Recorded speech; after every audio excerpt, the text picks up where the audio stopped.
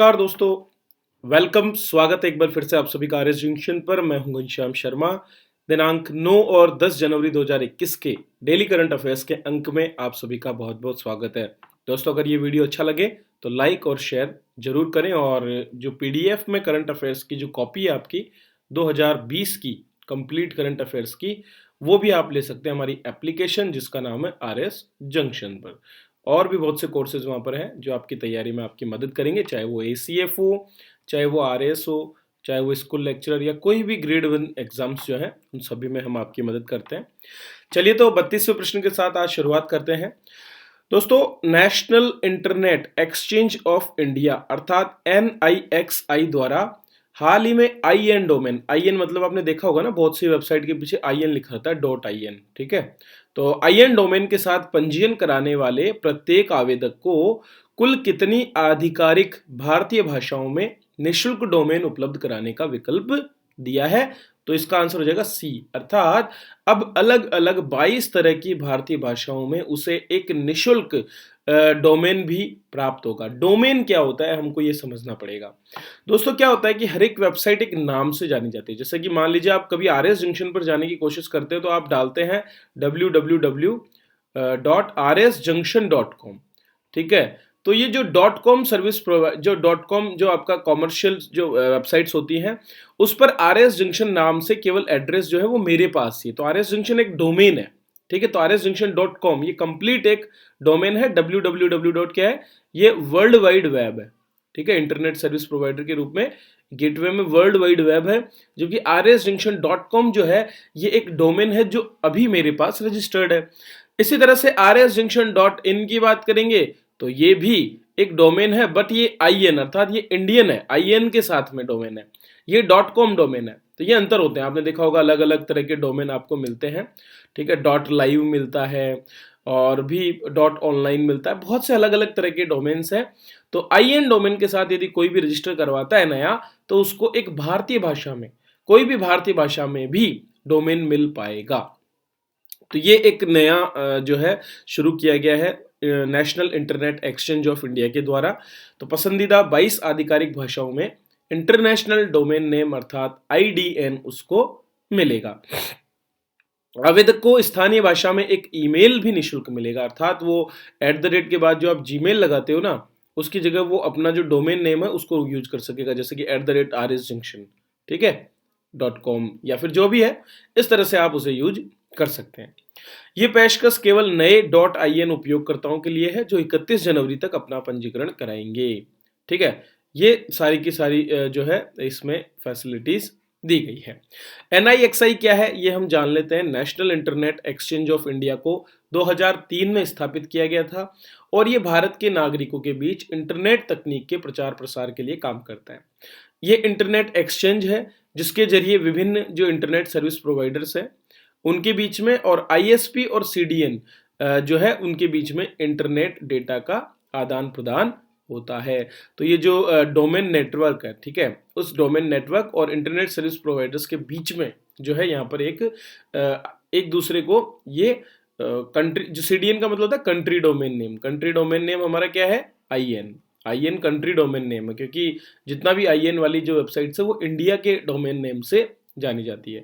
तो भारत के लिए IN कंट्री डोमेन नेम और भारत IDN डोमेन का पंजीयन, प्रबंधन और संचालन करना और विभिन्न प्रकार के इंटरनेट प्रोटोकॉल्स जैसे कि IPv4 आपने देखा होगा ना, और IPv6 इनका प्रबंधन और संचालन करना, ये सारे काम NIXI करता है। कुल मिलाकर के इंटरनेट पे जो एड्रेसेस है उनको मेंटेन करना, ठीक है, उनके लिए परमिशंस प्रदान करना और इसे वर्ल्ड वाइड वेब से जोड़ना, ये सारे काम करना NIXI के प्रबंधन के अधीन होता है।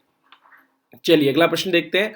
दोस्तों, भारत अंटार्कटिका में लगातार जो है अभियान कर रहा है और इसी क्रम में भारत ने जनवरी 2021 में अंटार्कटिका के लिए 40वां वैज्ञानिक अभियान शुरू किया। बिल्कुल सही बात है।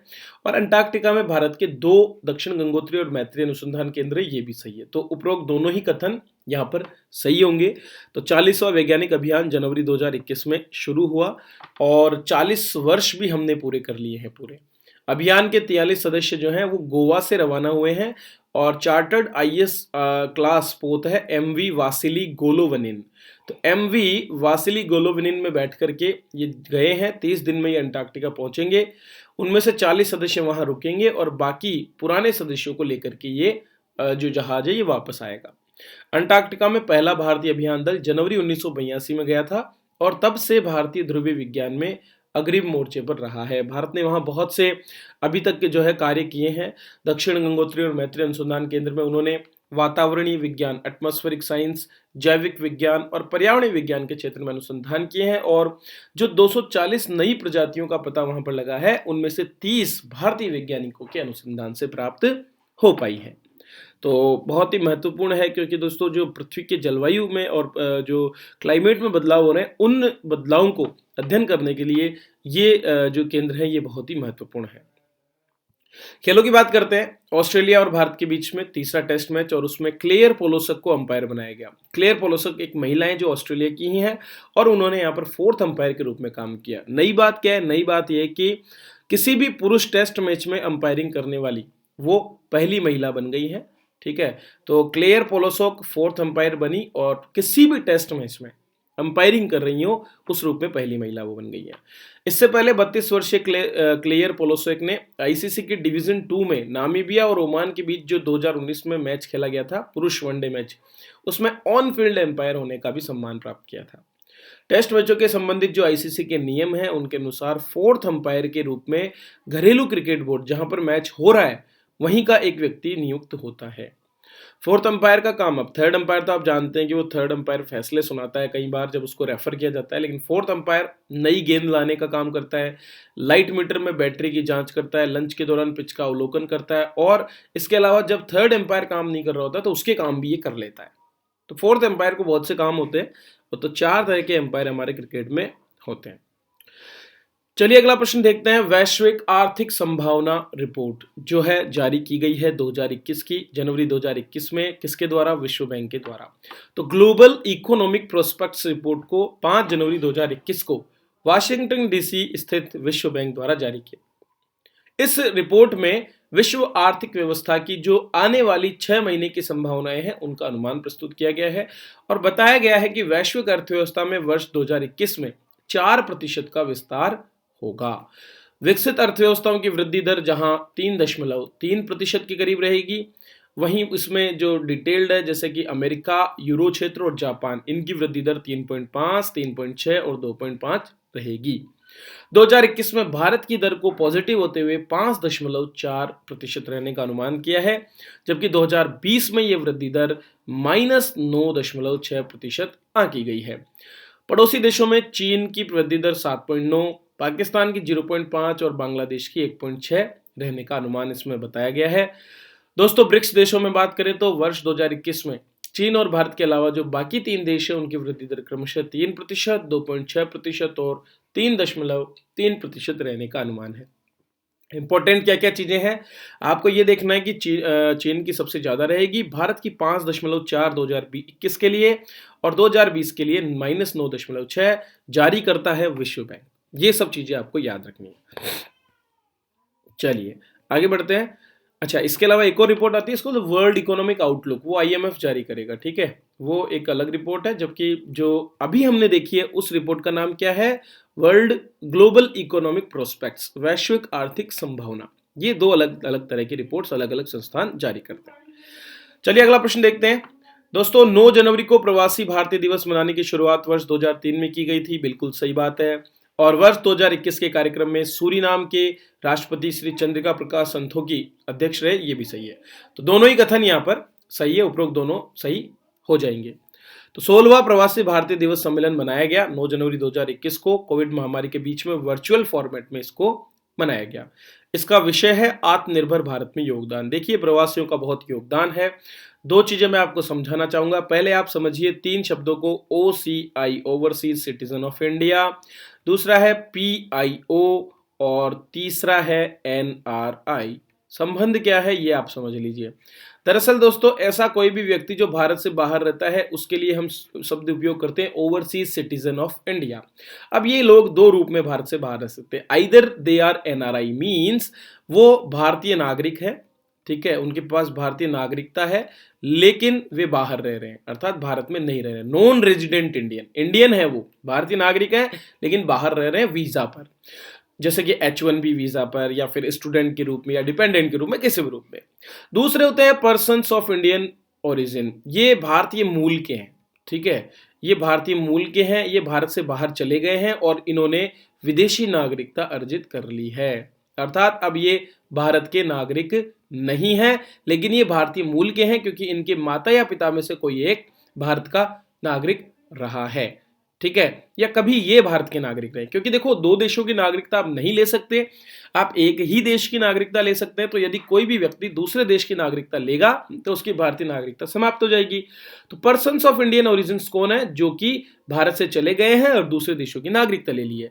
एनआरआईज कौन है? जो कि भारत से गए हैं लेकिन अभी भी भारत के नागरिक हैं, केवल वहां पर वीजा के रूप में, स्टूडेंट्स के रूप में या फिर वर्किंग के लिए वहां पर वो रह रहे हैं, और ये दोनों मिलाकर कहलाते हैं ओवरसीज सिटीजन्स ऑफ इंडिया। चलिए, तो ये एक बेसिक चीजें हैं जो आपको पता होनी चाहिए। यहां से आपको बेसिक सिंपल सा एक प्रश्न आ सकता है 5 नंबर का, तो मुश्किल हो सकता है अगर नहीं जानते हैं तो वर्ष 1915 में 9 जनवरी के दिन सबसे महान प्रवासी भारतीय महात्मा गांधी भारत लौटे और उसके बाद देश को आजादी के मार्ग पर पथ प्रदर्शन में उन्होंने बड़ा योगदान दिया। उसी के सम्मान में वर्ष 2003 से 9 जनवरी को प्रतिवर्ष प्रवासी भारतीय दिवस मनाने का फैसला लिया। अब देखिए, विदेश मंत्रालय के हिसाब से जो ओसीआई है वो सबसे ज्यादा है 44 लाख के करीब अमेरिका में, ओवरसीज सिटीजन्स, ठीक है। लेकिन अगर मैं बात करूं कि सबसे ज्यादा एनआरआई कहाँ है, तो एनआरआई है आपके 34 लाख यूएई में, जबकि जो पीआईओ है वो है अमेरिका में 31 लाख, जबकि 31 लाख के साथ में 12 लाख के करीब जो है आपके यहाँ पर एनआरआईज भी हैं, ठीक है। तो सबसे ज्यादा ओसीआई हो जाते हैं 44 लाख, किसमें? अमेरिका में। कुल मिलाकर के बात करें तो 3 करोड़ से ज्यादा लोग विदेश में रहते हैं, जिनमें से आपके 1.34 करोड़ एनआरआई हैं और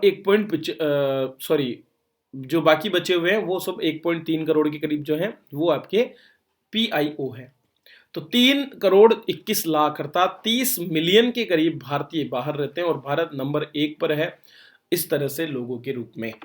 तो ये कुछ बेसिक डिटेल्स जो आपको जानना जरूरी थी। चलिए दोस्तों, तो इसी के साथ इस अंक को मैं विराम देता हूं। अगर क्लास अच्छी लगी हो तो लाइक, शेयर और सब्सक्राइब करने में कंजूसी ना करें, क्योंकि आपकी कंजूसी की वजह से ये प्लेटफॉर्म का जो बेहतरीन मटेरियल है ये काफ़ी लोगों तक नहीं पहुंच पाएगा। इसके अलावा हमारी एप्लीकेशन आरएस जंक्शन पर जरूर जाएं अगर आप नए हैं तो, और जो पुराने हैं वो बने रहें, क्योंकि बहुत ही बेहतरीन बुक्स और भी आने वाली है आपके लिए। सभी और जो स्कीम्स है और सारी की सारी स्कीम्स जो राजस्थान में है उनका एक संग्रह मैं तैयार कर रहा हूँ, और जल्दी ही वो संग्रह आपके पास होगा जो आपकी विभिन्न प्रतियोगी परीक्षाओं में काफ़ी उपयोगी होगा। चलिए, इसी के साथ मैं आपसे विदा लेता हूँ। वीडियो देखने के लिए आप सभी का बहुत बहुत धन्यवाद।